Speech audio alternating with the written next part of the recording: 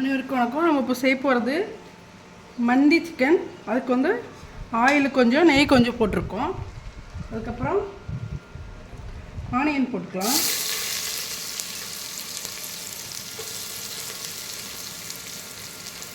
Onion நல்லா வதங்கட்டும். 2 பச்சை மிளகாய் போட்டுக்கலாம்.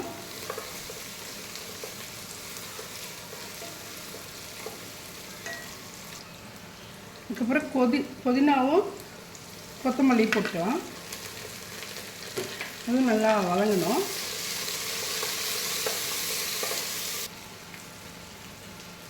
இஞ்சி பூண்டு பேஸ்ட் போட்டுக்கலாம்.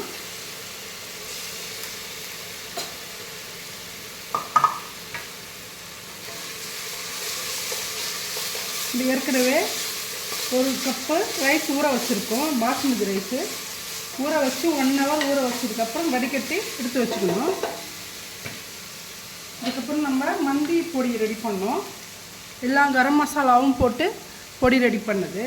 அது ஒரு 2 ஸ்பூன் போட்டுக்கலாம்.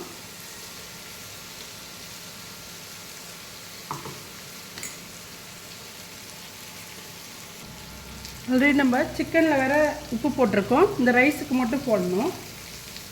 போட்டுட்டு நல்லா கிண்டிடுங்க.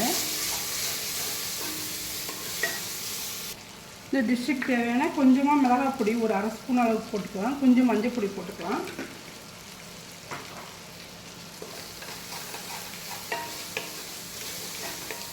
இதில் நல்லா கொதிக்கிற தண்ணி ஊற்றிக்கலாம். கொதிக்கிற தண்ணியை ஊற்றிருக்கோம். இந்த தண்ணி இன்னும் கொஞ்சம் கொதிக்கட்டும். அதுக்கப்புறம் ரைஸ் போட்டுக்கலாம். இந்த டைமில் நல்லா உப்பு எல்லாம் டேஸ்ட்டு பார்த்துக்கோங்க. இது மாதிரி கட் பண்ண லெமன் இருந்தால் இதுக்குள்ளே போட்டுக்கலாம். கொஞ்சம் காஞ்சி இருக்கணும். பாருங்கள், தண்ணி நல்லா கொதிச்சிருச்சு. இந்த டைமில் நம்ம ஊற வச்சு வடிகட்டி வச்சுருக்க பாஸ்மதி ரைஸ் இதில் ஆட் பண்ணிக்கலாம்.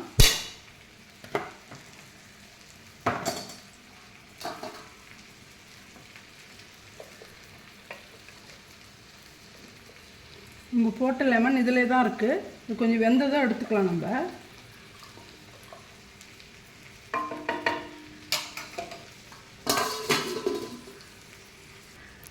போட்ட லெமனை எடுத்துட்டு லைட்டாக கிண்டி விடலாம்.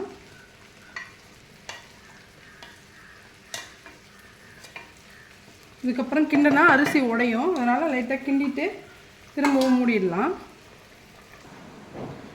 மந்தி பிரியாணி ரெடி ஆயிடுச்சு. பாருங்கள், நல்லா உதிரி உதிரியாக வந்திருக்கு. இது மேலே நம்ம அந்த ஃப்ரை பண்ண சிக்கனை கொஞ்சம் நேரம் வச்சு தம் பண்ணணும்.